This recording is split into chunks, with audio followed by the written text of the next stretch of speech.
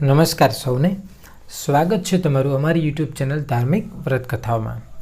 આજના વિડીયોમાં આપણે સાંભળીશું સામા પાંચમ એટલે કે ઋષિ પાંચમની વાર્તા। તો આવો સાંભળીએ। પહેલાં આપણે જાણીએ એની વિધિ અને એ ક્યારે વ્રત લેવામાં આવે છે। તો સામા પાંચમનું વ્રત ભાદરવા સુદ પાંચમના દિવસે લેવામાં આવે છે। મોટે ભાગે સ્ત્રીઓ રજો દર્શન વખતે એટલે કે માસિક ધર્મમાં જ્યારે આવે ત્યારે જાણીએ અજાણીએ થતા દોષો નિવારવા માટે આ વ્રત કરે છે। આ દિવસ ઋષિ પંચમી તરીકે પણ ઓળખવામાં આવે છે। વ્રત કરનારે સવારે વહેલા ઉઠી અઘેડાનું દાંતણ કરવાનું હોય છે। શરીરે માટી ચોળી માથામાં આંબળાની ભૂકી નાખી માથું ચોળવાનું હોય છે। આ દિવસે ઉપવાસ કરવાનો હોય છે। સામો ખાવો અને ફળાહાર કરી શકાય। હવે જોઈએ આપણે વાર્તા। ઘણા વર્ષો પહેલાં વિદર્ભ દેશમાં મયંક નામે એક બ્રાહ્મણ રહેતો હતો। તેની પત્નીનું નામ સદગુણા। તેમને એક પુત્ર અને એક પુત્રી હતા। પુત્રનું નામ સુદર્શન અને પુત્રીનું નામ સુશીલા। પુત્ર સુદર્શન મોટો થયો એટલે સર્વ વિદ્યાઓ ભણીને હોશિયાર થઈ ગયો હતો। જ્યારે પુત્રી મોટી થઈ એટલે તેને પરણાવી સાસરે વળાવી દેવામાં આવી હતી। મયંકને હવે નિરાશ થઈ। તે હવે સુખ શાંતિથી પોતાનો નિર્વાહ ચલાવવા લાગ્યો। પરંતુ એકાદ વર્ષ થયું કે ત્યાં તેની પુત્રી ઉપર દુઃખના ડુંગર તૂટી પડ્યા। તેનો પતિ ટૂંકી માંદગી બાદ મૃત્યુ પામ્યો। પુત્રી સુશીલા રોતી કકળતી પિયરમાં આવી। પોતાની જુવાન પુત્રીનું દુઃખ જોઈ મયંક અને સદગુણા તો આકુળ વ્યાકુળ થઈ ગયા। પણ પ્રભુની ઈચ્છા આગળ કોનું ચાલે? તેમણે દીકરીને આશ્વાસન આપી ધર્મ ધ્યાનમાં મન લગાડવાનું કહ્યું। એક દિવસ મયંકે પોતાના પુત્રને ઘરની બધી જવાબદારીઓ સોંપી પોતાની પત્ની અને પુત્રી સાથે ગંગા કાંઠે જઈ પાછલું જીવન જીવવાનું નક્કી કર્યું। પિતાની ઈચ્છાને પૂરી કરવા સુદર્શને તેમને જવાની સંમતિ આપી અને ઘરનો બધો બોજો સંભાળી લેવાની હા પાડી। મયંક, સદગુણા અને પુત્રી સુશીલા ત્યાંથી ગંગાજી જવા માટે નીકળી પડ્યા। ગંગાના રમણીય તીરે આશ્રમ બાંધી ત્રણેય જણા રહેવા લાગ્યા। વિધવા પુત્રી માતા પિતાની સેવા ચાકરી કરી પ્રભુ ભક્તિમાં પોતાના દિવસો પસાર કરવા લાગી। મયંક પાસે દૂર દૂરથી કેટલાય શિષ્યો વિદ્યાભ્યાસ કરવા માટે આવવા લાગ્યા। ઉનાળાનો સમય હતો। પુત્રી કામકાજથી પરવારી એક ઝાડ નીચે આરામ કરવા બેઠી કે થોડી વારમાં તો તે ઘસઘસાટ ઊંઘવા લાગી। તે ભર ઊંઘમાં હતી કે અચાનક તેના શરીરમાંથી પરુના રેલા નીકળવા લાગ્યા અને તેમાં અસંખ્ય કીડા ખદબદવા લાગ્યા। અચાનક એક શિષ્યની નજર તેના પર પડી। પોતાની ગુરુપુત્રીને આવી હાલતમાં જોઈ તેને કમકમાટી આવી ગઈ।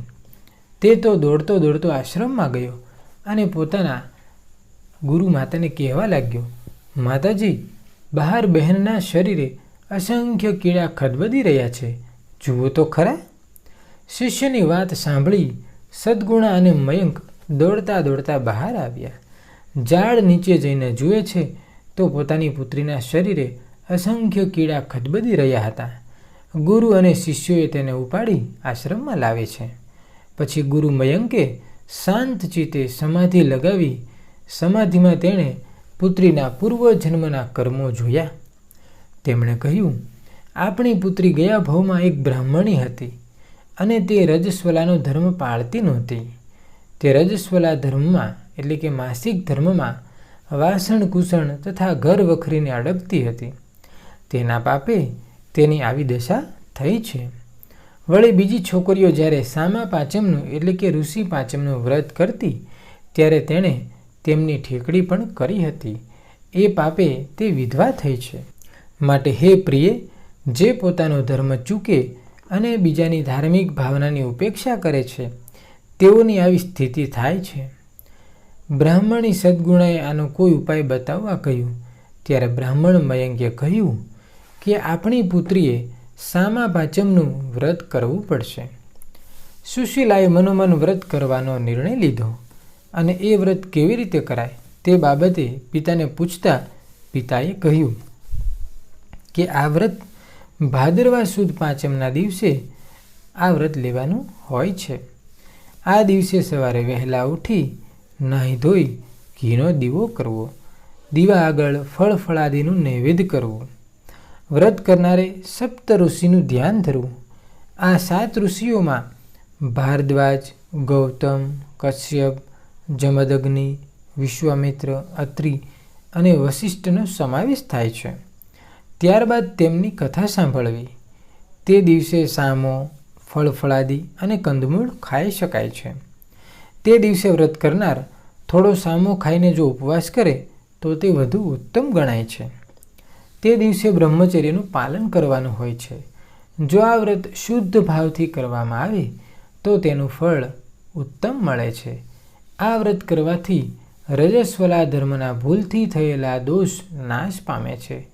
આ લોક તથા પરલોકમાં સુખ મળે છે. સુશીલાએ મનોમન વ્રત કરવાનો નિર્ણય કરતા તેના શરીરની પીડા ઓછી થવા લાગી. થોડા દિવસમાં તો તેની કાયા કંચન જેવી થઈ ગઈ.